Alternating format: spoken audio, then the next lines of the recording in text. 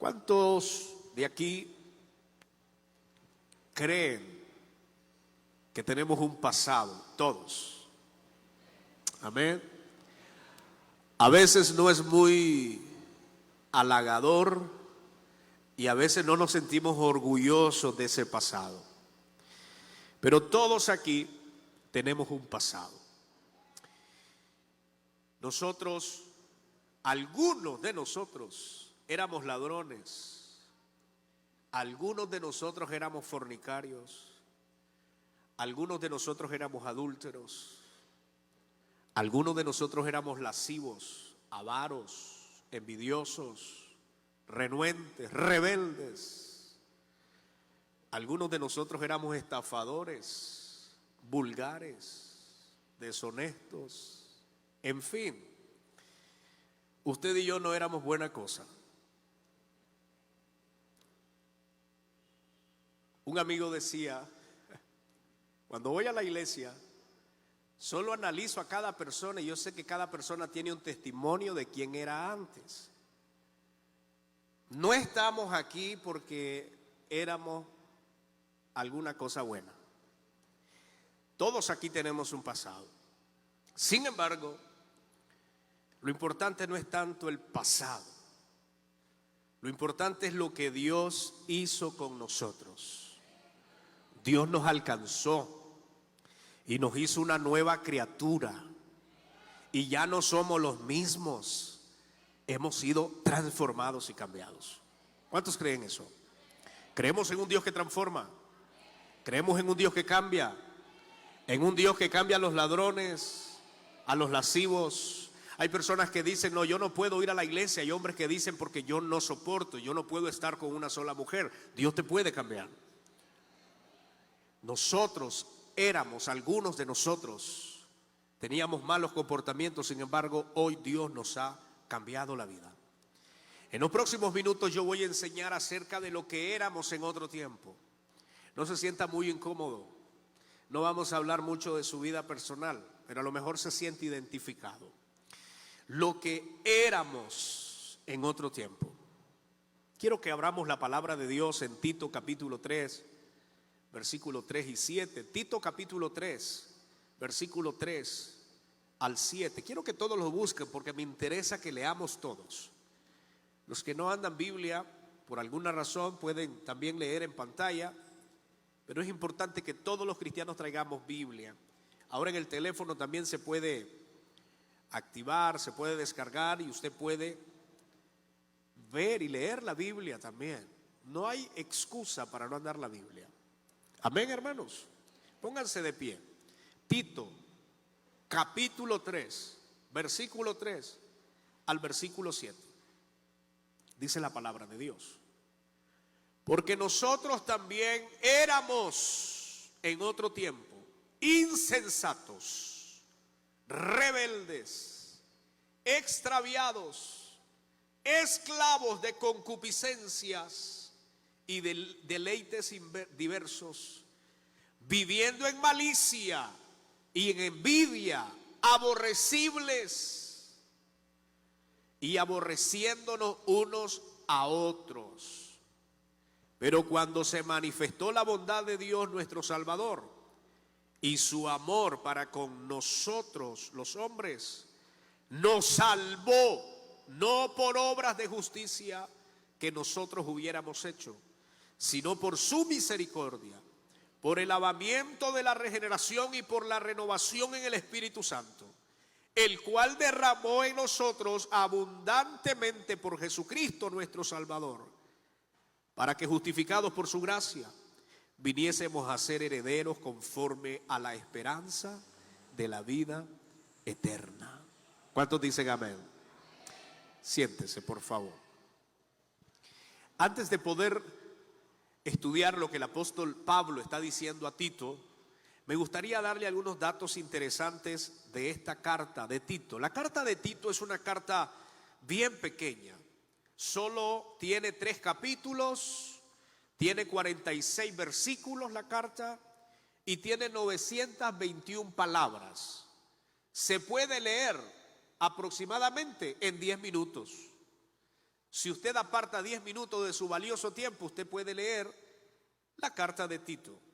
Esta carta fue escrita por el apóstol Pablo entre el 63 y 65 después de Cristo. Y le doy un resumen general. En el capítulo 1 de esta carta, lo que Pablo da son instrucciones a Tito sobre los requisitos para optar a los cargos de ancianos y obispos. Y hay una serie de descripción. En el capítulo 2, el apóstol Pablo hace un llamado a la enseñanza de la sana doctrina. La sana doctrina es un término bíblico, y cuando Pablo habla de la sana doctrina es conservar los fundamentos de los apóstoles, conservar las mismas enseñanzas de Jesucristo. Eso es sana doctrina. Toda la iglesia debería pertenecer a la sana doctrina. Basado a esto, no en exageraciones de algunos grupos religiosos que dicen sana doctrina, pero no tiene nada que ver con lo que la Biblia enseña. Ahora bien, el tercer capítulo de esta carta es un llamado de manera general a que usted y yo reconozcamos que somos justificados por gracia y no por obras. Le he dicho de manera general lo que contiene esta carta de Tito. Esta carta fue dirigida a Tito. ¿Quién era Tito? Era un íntimo amigo de Pablo. Era un hijo espiritual de Pablo. Tito fue una persona que Pablo amaba mucho. Pablo confiaba mucho en Tito porque Tito le ayudaba a resolver algunas dificultades que enfrentaban las iglesias del primer siglo. El apóstol Pablo, por ejemplo, le da estas instrucciones de esta carta para que él pueda ir en contra de la herejía, establecer el orden en las iglesias y que él pudiera enseñar los parámetros importantes de la salvación, que no son por obra sino por gracia. Para que el apóstol Pablo confiara esta responsabilidad tan grande a Tito, tenía que ser Tito un gran amigo de Pablo. Tito era muy confiable. Tito no era judío, era un gentil. Y lo que me llama la atención, que Tito se convirtió en pastor de la iglesia de Creta.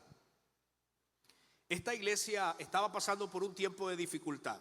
Eran iglesias niñas, iniciando la fe.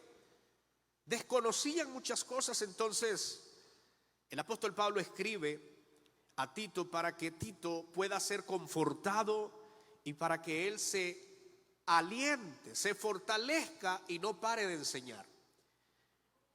Puesto que todos somos seres humanos y tenemos debilidades, no solemos desanimar. Solemos nosotros no querer hacer ya nada.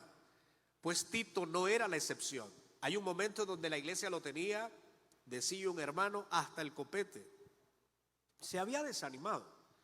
Y Pablo escribe esta carta para animarlo y decirle: Tito, hay que hacerlo. Yo confío que tú lo puedes hacer. Así que Tito pastoreaba esta iglesia en Creta. Creta es una isla en Grecia. Todavía existe, obviamente, pero en su tiempo era tan diferente. Lo que Pablo le dice a Tito es: quiero que corrijas a las personas para que anden bien. Quiero que veas que las personas están comportándose bien, para que de esta manera ellos puedan avanzar. Quiero decir, para cerrar esta generalidad de la carta de Tito, una vez más, Tito era un hijo espiritual de Pablo y era confiable. Me gusta que Tito era enseñable. Tito tenía un espíritu de enséñame, Pablo, enséñame porque no lo sé todo. Pero también Tito fue un gran colaborador en el ministerio del apóstol Pablo. Ese era un hombre joven que amaba a Dios, que amaba la iglesia, amaba el ministerio y estuvo dispuesto a cualquier cosa. Tanto así que Pablo le tuvo que delegar a él para que solucionara algunos problemas de la iglesia del primer siglo. Dicho esto, lo que nosotros leímos en la primera carta, en Tito capítulo 3, son palabras del propio apóstol Pablo hacia Tito. Y aquí nosotros aprendemos que Pablo hace una serie de situaciones de lo que nosotros éramos antes. Me encanta que Pablo utilice el término éramos. Pablo no está diciendo eran. Pablo no está diciendo ustedes eran. Pablo dice éramos. Así que en esta mañana nadie va a excluirse. En esta mañana todos vamos a decir éramos. Éramos. ¿Pueden decir conmigo? Éramos. ¿Qué éramos nosotros según lo que hemos leído? Lo primero que Pablo menciona en Tito capítulo 3, versículo 3, dice que éramos insensatos. Déjeme decirle, la palabra insensato, como la palabra tonto, que quiere decir lo mismo, o la palabra necio, que también quiere decir lo mismo, no se está refiriendo a la incapacidad mental de los seres humanos.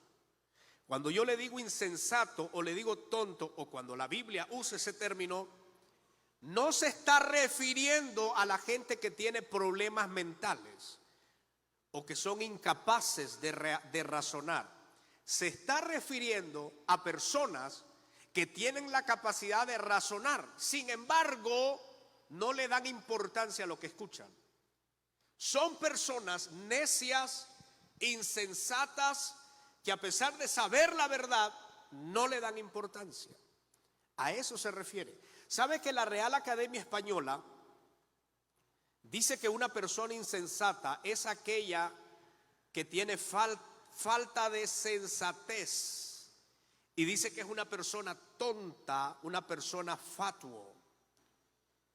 Los sinónimos que la Real Academia Española dice para el término insensato es alocado, loco, desatinado, imprudente, irreflexivo, irresponsable, inconsciente, irrazonable, necio, temerario. Eso éramos nosotros antes. Usted no vino a Cristo siendo vivo. Usted y yo no venimos a Cristo teniendo gran conocimiento. Éramos tontos. Pero Cristo nos hizo diferentes. Quien se está diciendo y adjudicando el término insensato es Pablo. Pablo no era un falto de conocimiento. Pablo tenía varios idiomas. Pablo era un gran erudito. Fue instruido bajo los pies de Gamaliel, un gran maestro de su tiempo. Era un hombre con muchas conexiones intelectuales, con mucho rango. Y él dice, yo era un insensato. Si Pablo dice que era un insensato, imagínate yo, hermano. Por no decir, imaginémonos todos. Éramos insensatos. Y éramos tontos. ¿Y sabe por qué lo éramos? Porque se nos presentaba la verdad, porque sabíamos qué era bueno y qué era malo. Sin embargo, seguíamos haciendo las cosas de tonto. Así que diga conmigo, yo antes era insensato. Ahora no. Amén. Número 2. Pablo dice que éramos antes, ¿me están siguiendo en la Biblia? Rebeldes. ¿Qué es ser rebelde, hermanos? La actitud de ser rebelde es una persona que es desafiante. Es una persona que se niega a obedecer. Rebelde es una persona que se opone a la resistencia y que se opone a la autoridad. Rebelde es una persona que tiene como característica orgulloso, egoísta. Es una persona que está en desacuerdo con el juicio de un superior. Una persona rebelde es una persona que desea liberarse de una sujeción. Es una persona que aborrece la autoridad. No quiere nunca estar bajo autoridad. Quiere ser absoluto. Según la Real Academia Española, dice que la palabra rebelde es una persona que pone resistencia. Y los sinónimos de rebelde tiene que ver con insurrecto, insurgente, insubordinado, contumaz, parado, revuelto.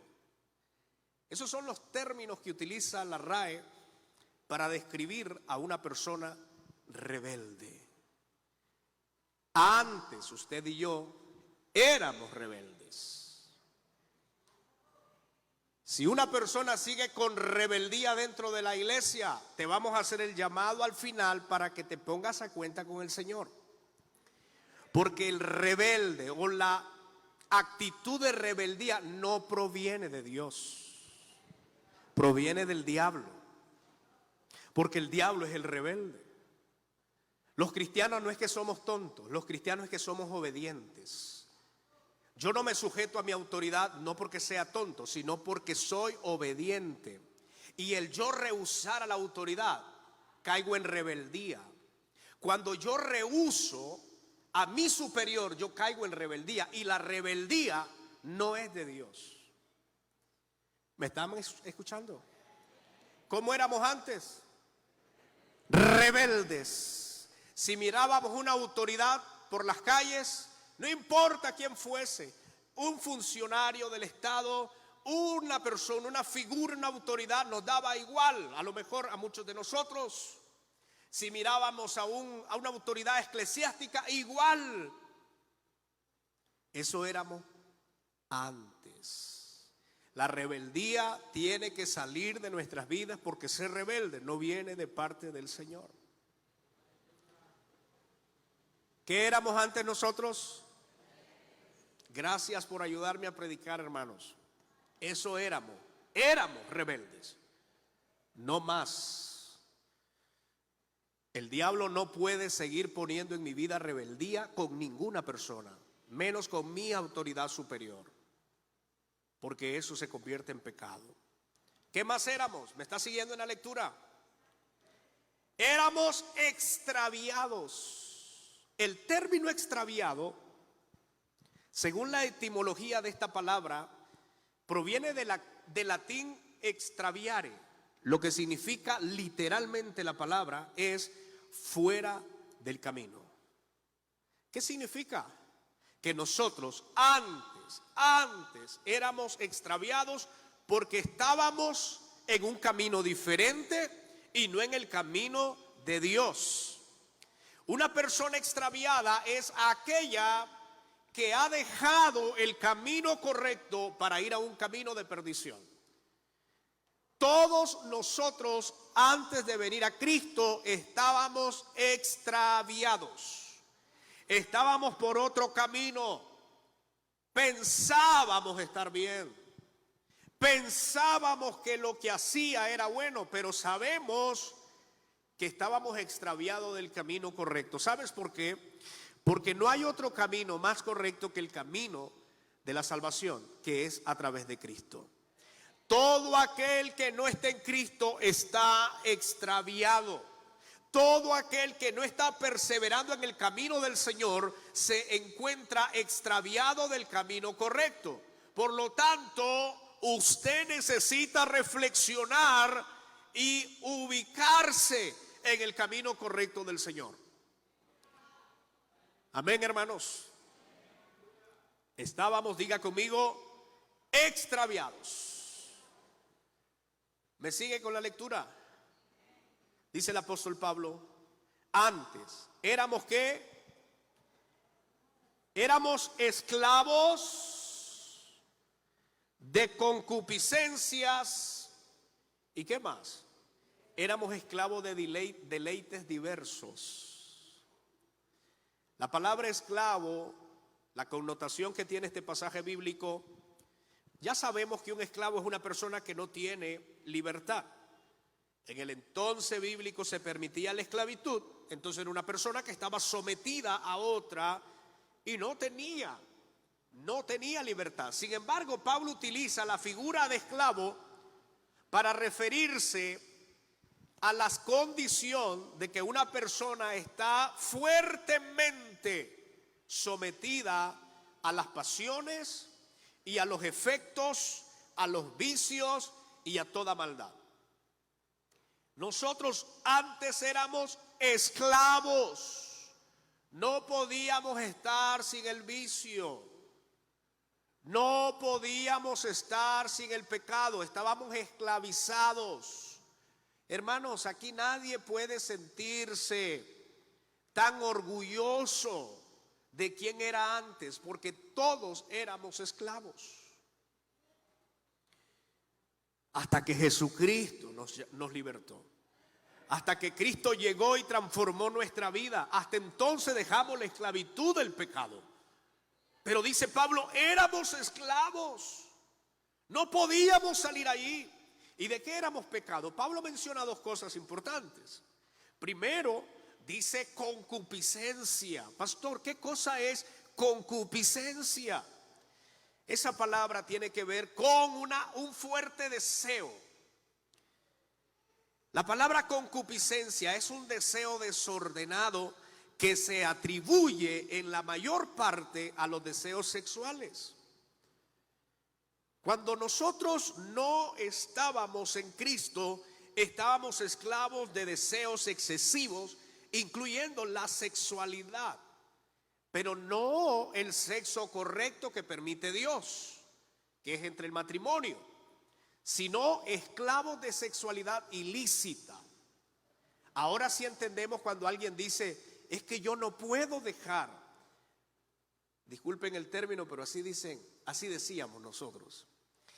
No podemos dejar a la querida, o la mujer decía, no podemos dejar al querido. Perdón, yo dije que así decíamos todos, a lo mejor no, hermanos, perdón. Pero yo soy muy honesto en las prédicas y usted lo sabe.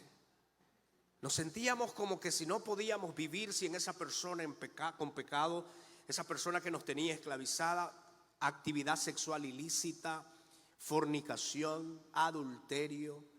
Nos sentíamos esclavizados. Nosotros teníamos unos deseos excesivos en muchas cosas porque así nos tenía el pecado. Eso éramos nosotros antes.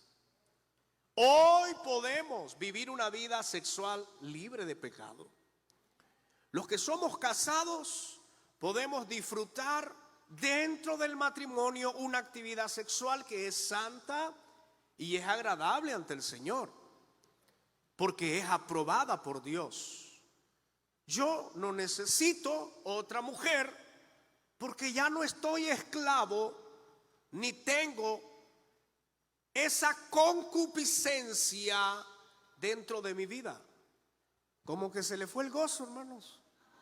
No podemos ya no podemos. Yo soy feliz con mi señora y tenemos que disfrutar nuestra vida sexual dentro del matrimonio. Listo, no hay más, no hay otras oportunidades, porque eso éramos antes. Antes sí podíamos ser infieles a cada rato. Antes sí podíamos estar con cuantas mujeres o las mujeres con cuantos hombres quisieran. Eso se hacía. Bueno, eso era antes. El que está en Cristo es una nueva criatura y yo ya no puedo seguir con una actividad pecaminosa que no agrada a Dios, porque Cristo me ha hecho libre. ¿Alguien dice gloria a Dios? Cuando alguien te diga, es que no puedo dejar el pecado, bueno, te entiendo, estás esclavizado. Y la única manera de que puedas salir del pecado es que Cristo te haga libre de esa esclavitud, porque eso es lo que te tiene atado. Pero la Biblia también dice que éramos esclavos de deleites diversos. Dice Pablo, no voy a enumerar tantas cosas de las que éramos esclavos, pero sí teníamos deleites diversos. Y déjeme decirle que que no está hablando de deleites, no está hablando de cosas buenas, está hablando de cosas pecaminosas. A lo mejor usted dice eso que el pastor está diciendo de sexualidad. No, yo me casé virgen y no era cristiano, yo fui honesto. Pero ¿qué tal en otras cosas?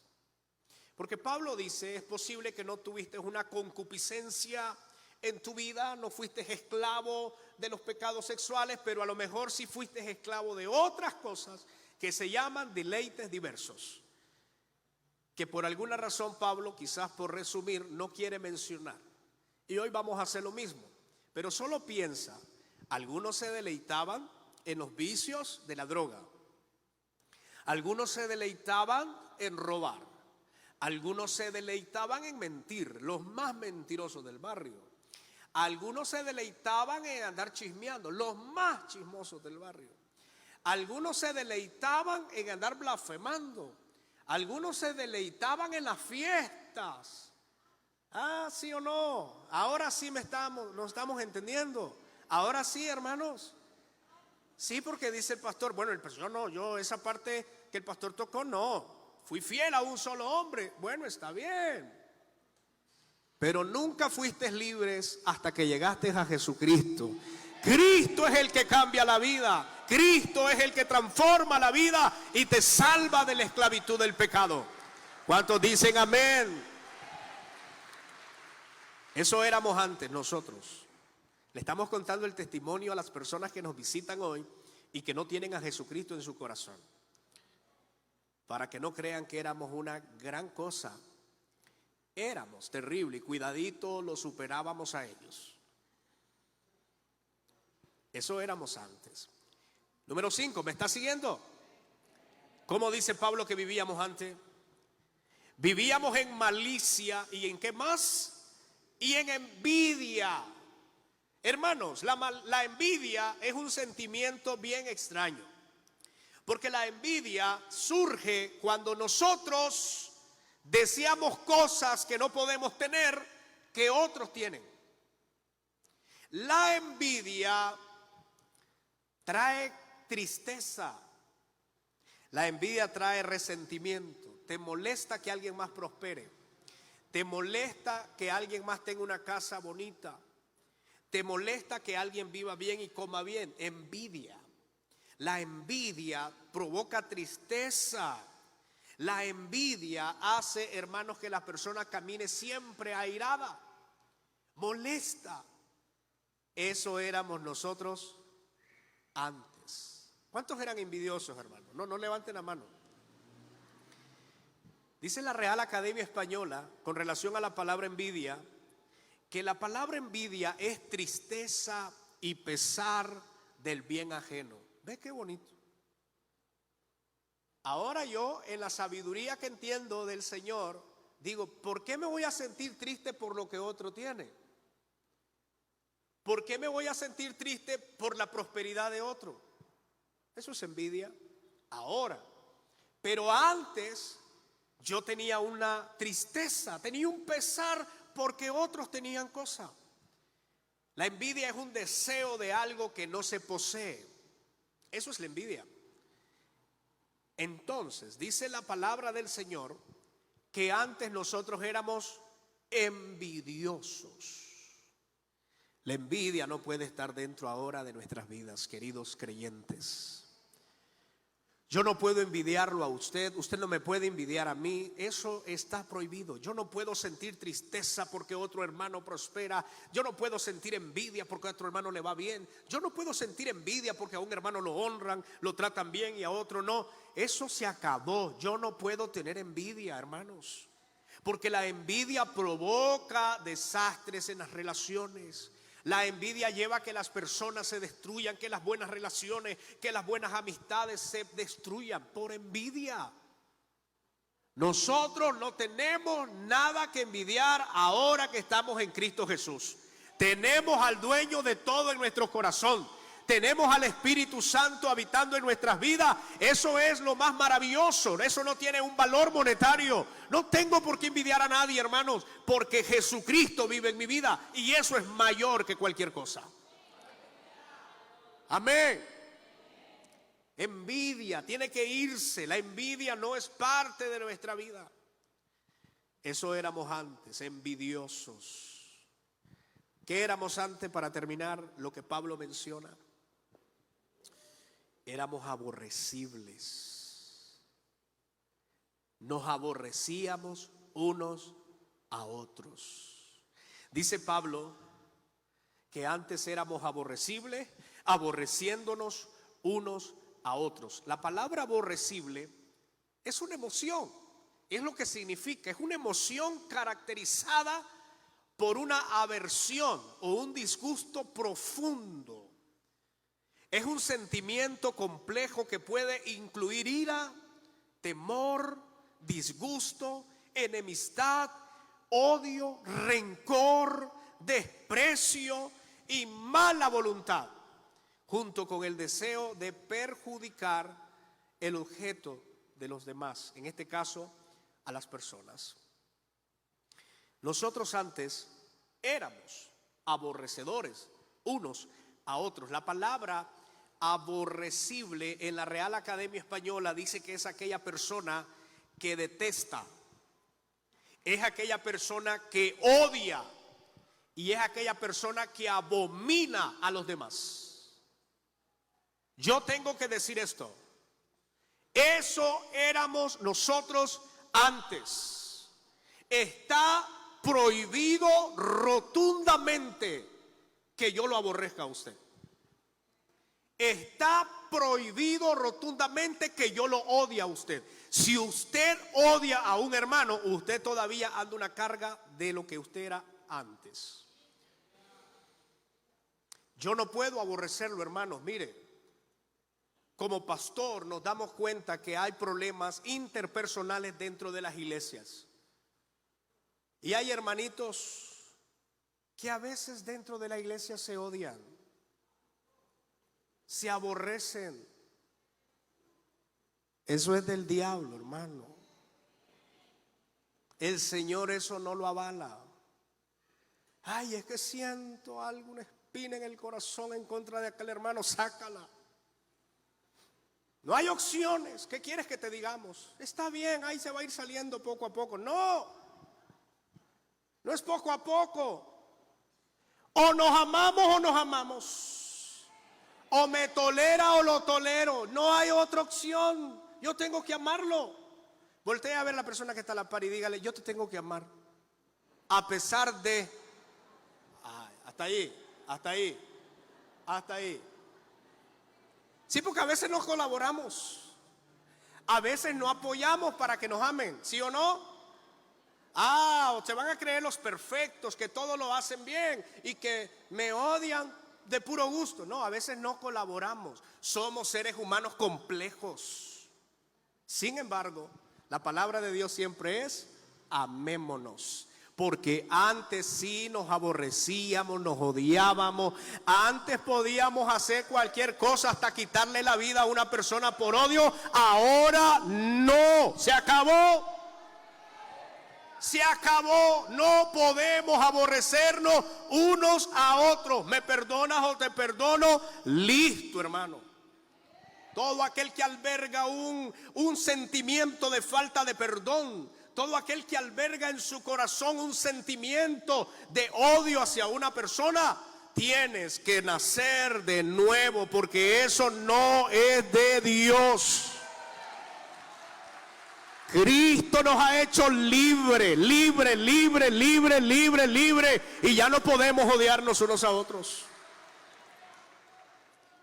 Alguien siempre ha preguntado: ¿y cómo es posible, pastor, que yo pueda perdonar a aquella persona que me hizo tanto daño? Bueno, si eres cristiano, no tienes otra opción más que perdonarlo. Ay, pastor, pero si usted supiera lo que me hizo por lo mismo. Pastor, pero es que si a usted le hubiese pasado, lo siento, la Biblia no tiene otro mensaje. Amarnos unos a otros. Amén, hermanos. Diga conmigo: eso éramos antes. Antes nos odiábamos. Antes nos hacíamos mal la cara. Antes, si nos encontrábamos en la calle y le podíamos hacer algo, lo hacíamos. Antes. ya no más. Quien lo siga haciendo, sigue viviendo en el viejo hombre. Quien lo sigue haciendo, sigue viviendo en la vieja naturaleza. Ya no somos los mismos. Diga conmigo, ya no somos los mismos. Entonces, pastor, ¿qué somos ahora? El apóstol Pablo enumera, me encanta cómo Pablo menciona lo que éramos antes y luego nos viene a decir lo que somos ahora. Desde el versículo 4 hasta el versículo 7, le voy a hacer un paréntesis por acá. De un solo versículo que hemos leído, que es el versículo 3, hemos aprendido la barbaridad de lo que éramos antes. ¿Sí o no? En un solo versículo. Pero desde el versículo 4 hasta el 7, el apóstol Pablo menciona lo que usted y yo ahora somos. ¿Sabe qué somos ahora, hermanos? Dice el apóstol Pablo en este pasaje bíblico, versículo 4, pero cuando se manifestó la bondad de nuestro Salvador y su amor para con los hombres, ¿qué hizo el Señor? Nos salvó. Lo que nosotros somos ahora se debe a la misericordia de Dios. Dios nos alcanzó y dice esta palabra de manera resumida. Lo voy a resumir de esta manera. Desde el versículo 4 al 7, Jesucristo nos ha hecho ahora a nosotros nueva criatura, porque dice la Biblia, lo primero que menciona es que se manifestó la bondad de Dios, nuestro Salvador, y su amor para con los hombres. Quien hace el paso más importante es Dios, enviando a Jesucristo y manifestándose, dice la Biblia, con su bondad. ¿Cuántos creen que Dios es bueno? La bondad de Dios, dice la Biblia, se manifestó a favor de nosotros y nos salvó con su amor. Nos salvó. Y dice la Biblia, no por obras humanas, sino por misericordia. Esto aún más nos deja bien en claro, hermanos, que no estamos en el servicio del Señor gracias a nuestras obras, gracias a nuestro esfuerzo, gracias a todo lo que hemos hecho. No, el Señor dice, estás por misericordia, porque merecías la perdición, merecías el infierno, pero mi misericordia te salvó. Usted y yo no merecíamos estar aquí, ninguno, menos este predicador. Pero cuando se manifestó la bondad de Dios, Él me salvó. Y no lo hizo por mis obras, sino por su misericordia. Pero dice, hermanos, este pasaje, que el Señor nos regeneró. Ahora sí entendemos que somos una nueva criatura. El Señor nos regeneró. Y dice la Biblia que nos renovó en el Espíritu Santo. ¿Saben lo que somos nosotros ahora? Somos una renovación, somos una persona nueva en el poder del Espíritu Santo. Yo tengo un mensaje que decirle a aquellos que todavía no son cristianos y no son creyentes. Solo no podrás nunca. Uno cambia cuando el poder de Dios se manifiesta, cuando la bondad de Dios se manifiesta en nuestra vida. Eso hace posible que el Espíritu Santo te renueve, que el Espíritu Santo te cambie, y es lo único que hace posible que tú seas una nueva criatura. No podrás solo. Cuando yo comencé la vida cristiana, muchos dudaban, ¿y será verdad? Vamos a verlo. ¿Se acuerdan que así decían de usted también? ¿Se acuerdan, hermanos? ¿O a todos le creyeron cuando comenzó a ir a la iglesia? ¿Qué decían? Si ese es maleante, hermano, ese no se compone. Y más si usted era de aquellos que le costó afirmarse, que venía, se reconciliaba, se descarriaba y estaba así. Con mucha más razón la gente decía, ¿qué hermanito? Si ese hermano no se pega, no tiene raíz, luego se va. Y ni el pastor que oraba por él se alegraba cuando pasaba a reconciliar, porque ya sabía. Pero cuando el Espíritu Santo llega a una persona, la renueva, la regenera. Esa persona es cambiada totalmente, hermano amado. El poder del Espíritu Santo puede cambiar a un hombre, a una mujer. Él es el que nos ha cambiado a nosotros, hermanos. Es el Espíritu Santo. No crea que por voluntad propia yo quería dejar de hacer los malos. Mi carne está inclinada al pecado y la carne lo que quiere es pecar. Así que lo que menos uno quiere es servir a Dios. Pero cuando el Espíritu Santo llega a tu vida, las cosas cambian. Me encanta lo que dice este pasaje, porque el pasaje dice que no solo el Espíritu Santo lo regeneró a usted, dice que lo llenó a usted abundantemente con su espíritu. ¿Sabe qué significa? Antes estábamos llenos ¿de qué? De malicia, de engaño, de resentimiento. Yo era una persona que albergaba todo tipo de mal. El Señor viene con su Espíritu Santo, me regenera, me cambia, saca toda la basura y comienza a llenarme de su Espíritu Santo. Ahora yo tengo la llenura del Espíritu Santo. El Espíritu Santo vive en mí, soy templo del Espíritu Santo. Usted es morada del Espíritu Santo, porque no solo lo transformó, no solo lo regeneró, sino que lo llenó de su presencia. Y al momento de llenarlo de su presencia, le sacó todos esos demonios horribles que teníamos. Estábamos endemoniados, pero Cristo nos hizo libres. Amén. Cristo nos regeneró, el Espíritu Santo nos transformó y ahora el Espíritu Santo ha venido a vivir a esta casa. Soy templo del Espíritu Santo. Pero quiere otra noticia buena que dice el mismo pasaje. Dice que además, escuche bien, lo voy a resumir. La bondad de Dios se manifestó a mi vida, me salvó. Luego, no es por obra, sino por misericordia.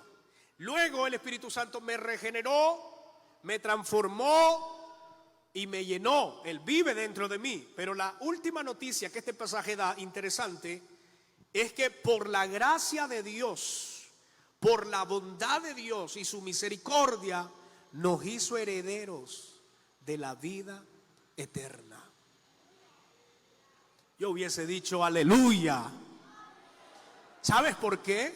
Dice la Biblia en el siguiente pasaje, en el versículo 7, que el Espíritu Santo, que Dios nos regeneró a través de su Espíritu Santo, pero dice esta parte final, para que nosotros viniésemos a ser herederos conforme a la esperanza de la vida eterna. Yo no merecía la vida eterna, yo merecía el infierno y merecía la perdición. Pero Dios en su amor no solo me salvó, no solo me transformó, no solo me dio a su Espíritu Santo, sino que también me ha dado como promesa la vida eterna. Así que no moriré eternamente, sino que viviré eternamente al lado de mi Señor Jesús, porque Él me salvó, pero también me dará vida eterna.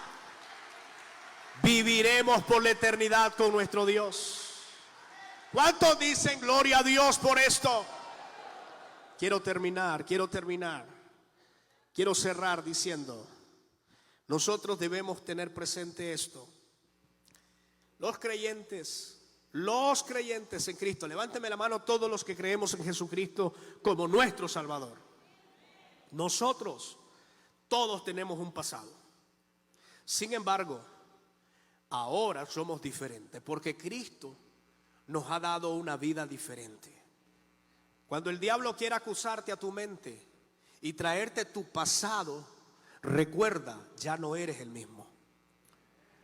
Porque no sé cuántos son perturbados por esto, pero a mí me ha pasado que el diablo viene con sentimientos de mi pasado y yo le digo, eso era antes,